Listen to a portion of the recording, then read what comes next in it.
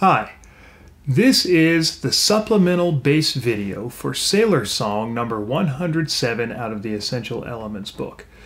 This video goes over a few things that are specific to the bass for this song. If you haven't watched the main video about this song, check in the description for a link over to the main video, and please watch that one first.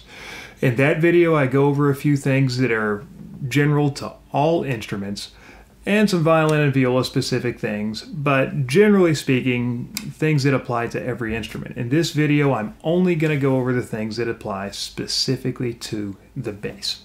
All right, so let's get started. We're going to go ahead and warm up. It's a D-scale song, so we're going to play the D-scale again. If you don't have your instrument nearby, pause the video, go get it, play the D-scale along with me. I'm putting the metronome on 84. Because that's the speed that Sailor Song goes if you use Smart Music or Essential Elements online. 1, 2, 3.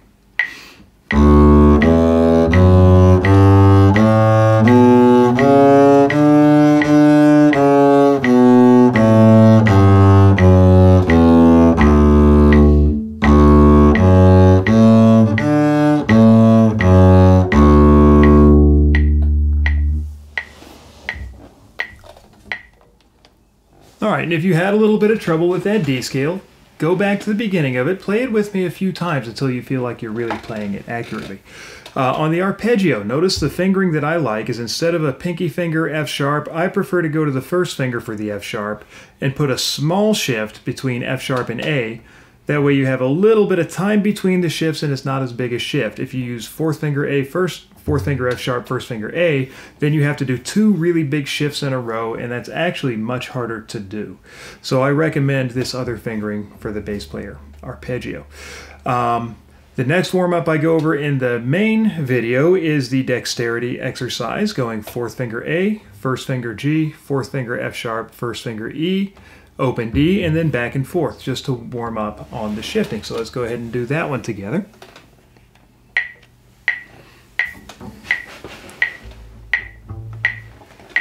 One, two, three.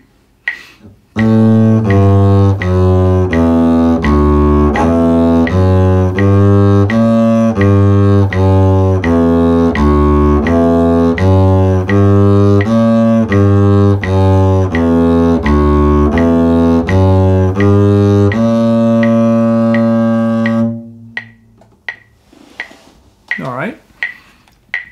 And again, do that a few times until you feel like you're getting it really comfortable.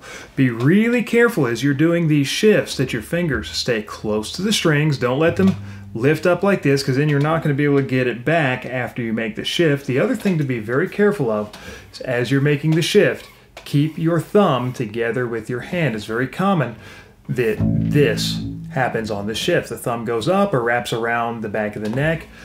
This should be your hand shape no matter where you are on the neck, so be really careful that as you shift, you don't let that thumb come around. This next one is a second position warm-up, specifically for the bass, because there are some spots in this song that even though it's not marked in the book, you really should be using second position. So we're going to do a finger replacement exercise to warm you up on a pinky finger G. All right, I'm going to go over this real quickly for you so you understand what you need to do. We're going to start on a pinky finger G.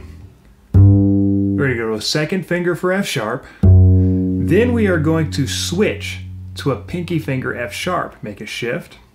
We're going to play F sharp again, then down to E, then down to D. Then we're going to come back to E. We're going to play pinky F sharp, and then you're going to switch to a second finger F sharp. This is called doing a finger replacement, and you're going to play F sharp again, and then you're going to go back to pinky G. And we're going to go through that a few times.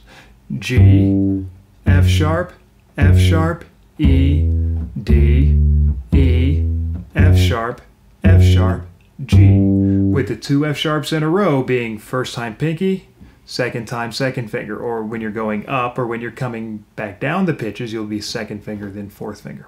All right, so I'm going to go ahead and put the metronome on. Do this with me, and this will probably take you a few times to get the hang of this finger replacement. So practice this until you've got it, because this is really important for bass playing.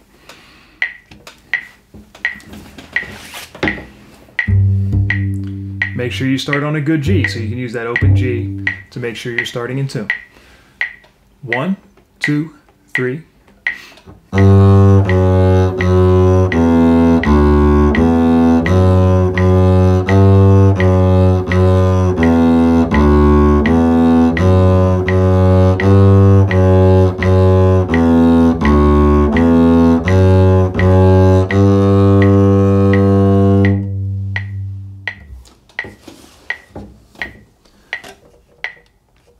Go back to that one a few times until you've got it. Again, that is such critically important skills for bass players, is to be able to do those finger replacements and get into an out of second position. All right, now I'm going to go ahead and play through Sailor Song so that you can see where I'm using the second position fingerings, because there's several places in this song where it really makes the song a little bit better.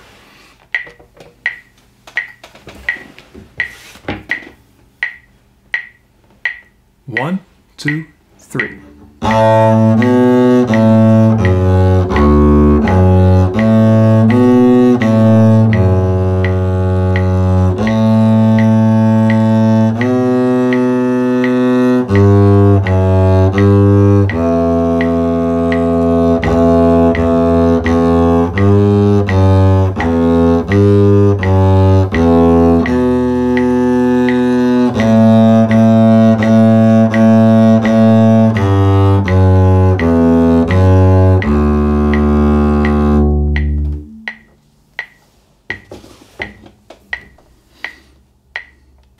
Alright, so take note of what time that started so that you can go back to it and practice that along with me a few times. Alright, we're going to go through a few things fairly quickly. Again, go back to the main video if you haven't watched it to see some things that are specific to every instrument. But this is some of the challenges that bass players run into. The first one is in between the first and second measures. Fourth finger lifts up too high, particularly if the thumb comes around like this, and then you can't get down to the F sharp. Be really careful. Practice like this. Freeze. Check the height of your fourth finger. Move it over the F sharp. Go ahead and play the next. Freeze. Check how high your fingers are. That they shouldn't be like this when you play the open D, because you've got to come right back to the F sharp. Practice it again. Freeze. If your F sharp isn't in place, fix it. Move on. Freeze. If your F sharp isn't in place, fix it. Move on. Once you can do it like this, do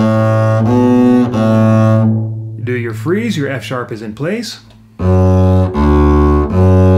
You go F, D, F, and your finger just stays right over the string. Then you can take out the pauses.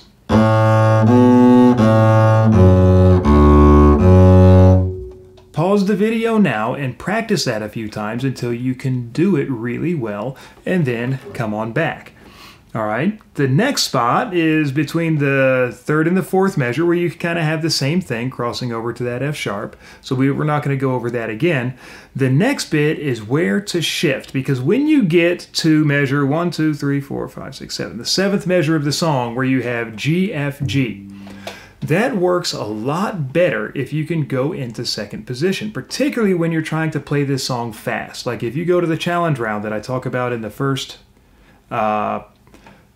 video, and you're trying to play this as fast as the SpongeBob song, doing really fast string crossings is actually quite a lot more difficult than coming to second position and just going back and forth between your second and fourth finger.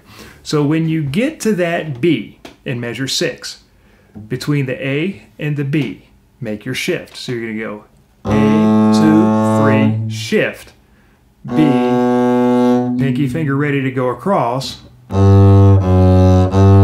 and then shift back for the E. I'm going to do that again starting on the A. Shift here, go across, shift here. That's going to take you a while. When you practice it like this. Freeze, make your shift. Freeze, G finger in place. Freeze, make your shift. Do it with those freezes in place. And then as you get comfortable with what's going to happen, start to take out the freezes a little bit at a time. All right, pause the video. If you need to take your pencil and mark that in your book, if you've got your book near you, mark that in with a shift up to the B, 4-2-4, and then a shift down to the E. Go ahead and practice that a little bit and then come back. On the second line, you've got another second position spot. If we go those 3 E's, and then you have G, F, E twice in a row.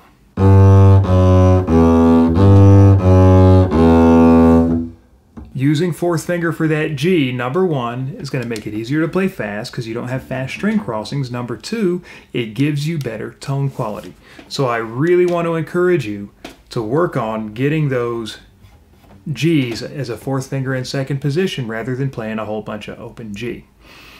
All right. From there, you get to the B, and you just come on down. The G, 3 measures from the end, that one I would go ahead and play open because you're playing from the A, just 1 note, you're crossing over to the F. That one it makes sense to leave open. But the other places in this, I really encourage you to go ahead and use the fourth finger, because I tell you what, if you're going to try and get this thing up to SpongeBob speed, like I mentioned in the challenge round for the first video,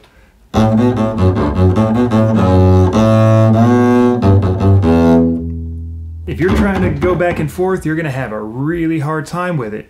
If you go 4-2-4, it's way easier to get that fast. All right, so I hope that was helpful. That's all I'm going over in this particular video. Make sure you watch the main lesson where I was playing the violin, because I go over a lot of stuff that's true for every instrument in that video.